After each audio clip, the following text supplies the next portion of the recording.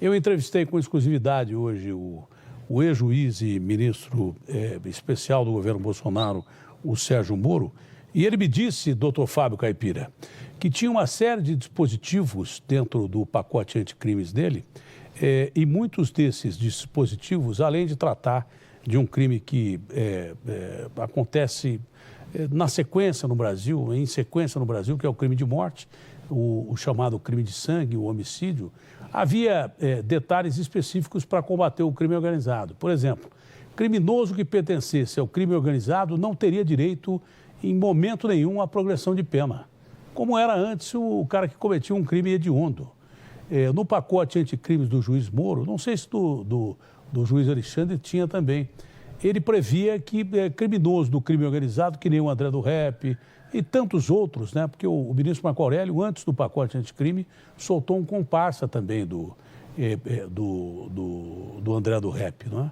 Mas pelo Moro, ele me disse agora há pouco e no Manhã Bandeirantes, que criminoso do crime organizado não iria para a rua.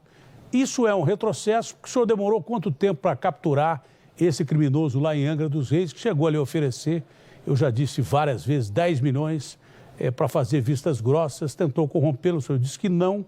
Falou assim, aqui não tem, aqui é polícia, velho, eu tenho que te prender e você tem que fugir. Você está preso, você vai para a cadeia, eu não aceito isso e pronto, acabou. Fez o seu papel como um dos heróis da sociedade que nós temos aí, é isso que a gente espera de vocês. Agora, a partir dessa decisão, se coloca em xeque uma série de coisas, né? Porque ela é interpretativa e se fosse partir por essa decisão, pelo menos 60% dos presos aqui em São Paulo, que tem a maior população carcerária do Brasil e que não tem acesso aos advogados milionários que o André do Rep tem, milionários que eu digo que custam milhões, né? E com algumas evidências que depois a gente coloca aqui, mas essa decisão, no mínimo, desanima muitos agentes de segurança, agentes do Ministério Público, policiais, porque tem que correr atrás tudo de novo, né? Quanto tempo o senhor demorou para prender esse criminoso perigosíssimo e que danos causa à sociedade a soltura desse cara? Eu me lembro que quando ele recebeu o primeiro HC, eu lhe perguntei, o senhor acha que ele vai receber o segundo e sair? O senhor falou assim, Datena, acho muito difícil, porque não é possível soltar um cara como esse e no fim aconteceu. Doutor Fábio. Datena, boa tarde. Boa tarde, amigos da Band. Datena, o que a gente ficou surpreso é o fato dele já ter as duas condenações transitadas em julgado. E como ele já tinha essas duas condenações, a gente não esperava que ele ia ser solto. O que aconteceu? Eu não culpo o ministro, o que eu falei já para você. O ministro, ele é um operador do direito, ele simplesmente ele tem o entendimento dele, ele tem um entendimento diferente dos outros ministros, que ele é um ministro garantista. Agora, o que é um absurdo foi essa legislação. Nós que somos operadores do direito, quando uma prisão ela tem alguma irregularidade, algum excesso, já existe o habeas corpus para o advogado impetrar para que o cliente dele fosse solto. Os políticos, quando fizeram inseriram esse artigo aí no pacote do juiz Moro, eles colocaram, eu gosto de falar uma linguagem popular, que nós somos do interior, a gente tem que falar a linguagem que o povo ouve. Eles colocaram uma casca de banana pro próprio judiciário. De última hora. Se por um lapso o juiz, dentro de 90 dias de ofício, não renovar uma casca prisão... de banana de última hora. Preventiva, que para ele decretar prisão preventiva já tem que ter os requisitos. Aí, de repente, o quê? Aí o cara tem que ser solto. Então, isso aí é uma coisa que a gente não entende. É o que eu falo para você. Eu acho que a gente tem que pensar da agora para frente. Aconteceu esse erro, vamos tentar mudar essa legislação para que isso não aconteça mais, entendeu? Porque senão vamos ter mais para frente outros erros. E você vê, como você perguntou, nós ficamos quase 6 anos atrás do André.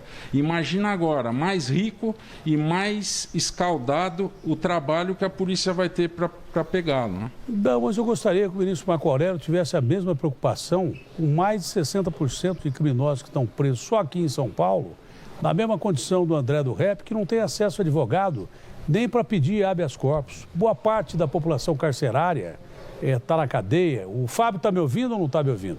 Se ele não estiver me ouvindo, não dá para... Quando eu falo, Datena, agora eu estou te ouvindo, mas tá quando eu falo... mas o que eu quero dizer é que também o ministro Marco Aurélio devia ter a preocupação, e os outros ministros todos deviam ter a preocupação, então, com mais de 70% ou 60% da população carcerária que estão presos da mesma maneira que o André do Rep está preso. Só que não tem acesso a bons advogados que, nas brechas da lei, e que o princípio básico é a lei mesmo, nisso está correto, a análise está correta. O que o Maia disse ontem foi uma bobagem, não tem nada a ver com o Ministério Público. O Ministério Público em momento nenhum prevaricou ou deixou de fazer o que tinha que fazer, entendeu? E para o juiz também revisar a pena a cada 90 dias é brincadeira, porque tem calhamaços de processos desse tamanho. E o ministro, quando não diz que não olhou a capa para julgar, ele já tinha julgado e dado um HC para o André do Rep, que é um criminoso perigosíssimo, de extrema periculosidade. Mas quem erra é o cara que a gente vota, é o deputado, é o senador, é quem aprova a lei. Ou quem coloca cascas de banana, como esse artigo inserido à última hora na calada da noite, que diz que o juiz tem que revisar a pena a cada 90 dias. E uma série de outros dispositivos legais, como esse que o Moro tinha inserido no contexto que criminoso do crime organizado não tem direito à progressão de pena. Se isso passasse no pacote anticrime do Moro, a gente não estava discutindo isso aqui. E o Moro falou isso para mim agora há pouco. Falou para mim hoje pela manhã na Rádio Bandeirantes. Quanto ao ministro Marco Aurélio, o senhor acha que é simples coincidência o fato divulgado pela revista Cruzoé, e ele ficou, parece que realmente furioso quando lhe perguntaram isso, né? Que o sujeito que trabalhava com ele há 1 ano, há 2 anos atrás, fazia parte do escritório do André do Rep. E mais do que isso, vem um documento que eu também recebi e divulguei ontem, acho que em primeira mão, da ministra Rosa Weber, em que ela dizia que os advogados do André do Rep tinham pedido, e de uma outra pessoa, tinham pedido habeas corpus para essa outra pessoa, que eu não me lembro o nome, e o André do Rep. Quando souberam que a relatora seria a ministra Rosa Weber, que pensa de uma forma que todo mundo sabe como pensa, eles desistiram do habeas corpus. E parece que não foi só uma desistência. Houve mais desistências até chegar ao ministro Marco Aurélio. Tudo isso é coincidência também, doutor Fábio? Bom, Datena, se isso aconteceu, realmente tem alguma falha na distribuição do STF. Porque não pode saber, o advogado não pode saber, né? Vai propiciar para o advogado ele escolher o ministro dele, o ministro de preferência dele. Porque como funciona o distribuidor? Quando distribui um processo para determinado réu, qualquer coisa que movimentação ou qualquer cautelar, qualquer coisa que se peça naquele processo teria que cair com o mesmo juiz. Então, mesmo que ele tivesse caiu primeiramente com a ministra Rosa Weber, se desistiram, o advogado desistiu, quando ele entrou outra vez tinha que voltar para a ministra Rosa Weber de novo. Se isso realmente ocorreu, aí deve ter ocorrido alguma falha na distribuição do STF. Isso aí cabe o presidente do STF verificar, né? E como é que advogados vão saber quem vai ser o relator do processo assim, desse jeito, que é também uma coisa ilegal, né? Você saber antes do tempo quem vai ser o relator do processo.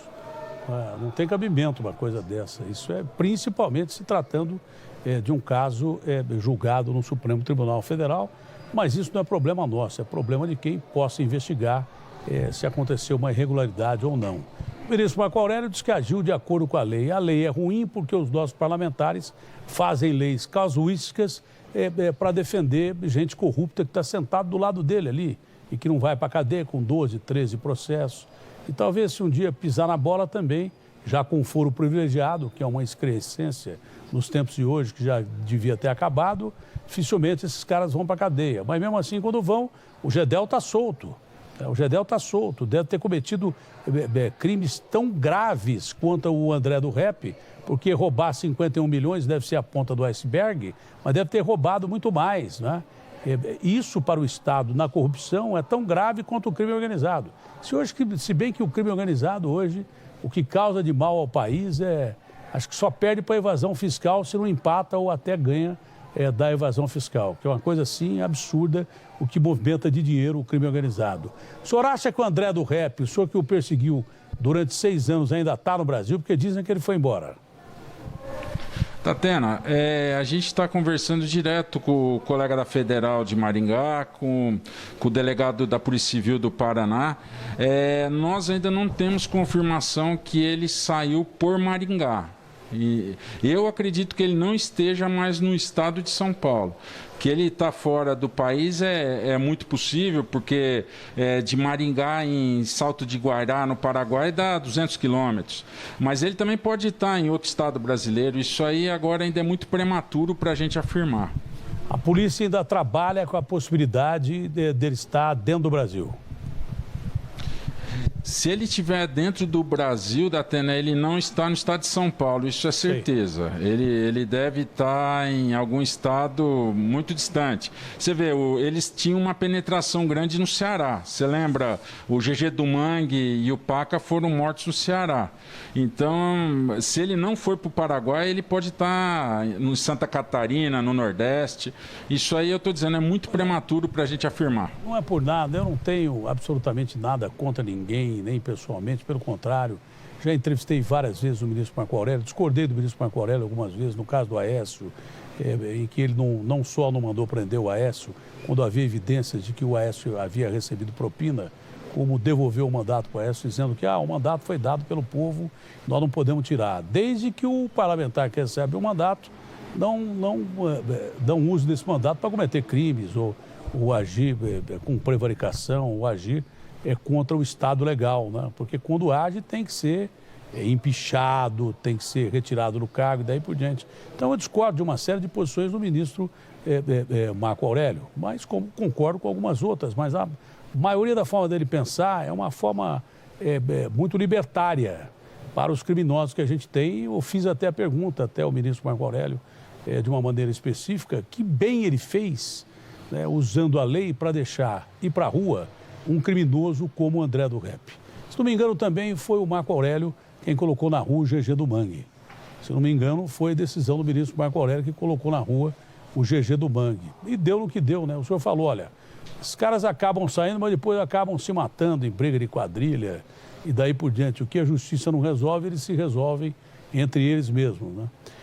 O que provoca para o crime internacional a saída do André do Rep? O que significa isso, já que ele tem ligações com máfia italiana e tudo mais?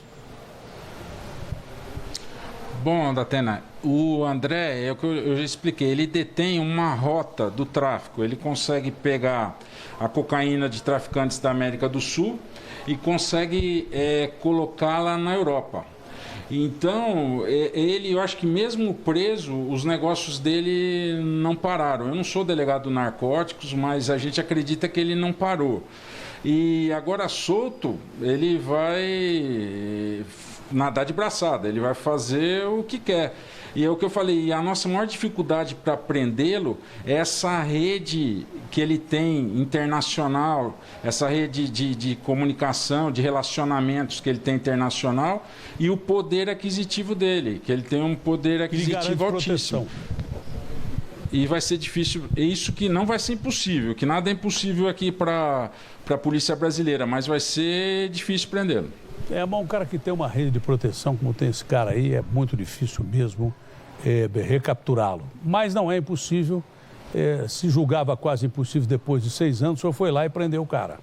Esse é o grande detalhe. Não mexeu com a família dele, preservou a família dele, só que disse o seguinte, amigo, não adianta você me oferecer propina porque eu não quero, né? Eu não sou corrupto. Então você vai para a cadeia com os seus 10 milhões que você me ofereceu e a nossa equipe vai te levar para a cadeia e pronto, acabou. Você segue a sua vida na cadeia até que um juiz apareça e ache que, por causa de não pedir revisão preventiva, por 2 vezes, não foi uma vez só não, foram 2. É isso que eu fico me perguntando, porque depois do primeiro HC já não houve reação para que não houvesse o segundo HC. Porque houve tempo para a reação aí dos poderes instituídos para reclamarem do primeiro HC, né? Para impedir exatamente o segundo. Infelizmente, aconteceram os 2 que a gente não previa, porque já havia sido transitado em julgado os processos desse cara aí. Você sabe que o Lincoln tentou até a última hora, o Lincoln Gaquia, tentou até a última hora lá em São Vicente, onde tem um processo lá, para impedir que ele saísse da cadeia. Quando houve já a decisão do ministro Fux, o que prova que há um racha no colegiado do Supremo, e amanhã isso vai ser decidido, né? Era tarde, porque ele já tinha ido para a rua, e o senhor mesmo já havia me dito que ele, se ele fosse solto, ele não ia para a casa dele do Guarujá, coisa nenhuma que ele ia dar no pé.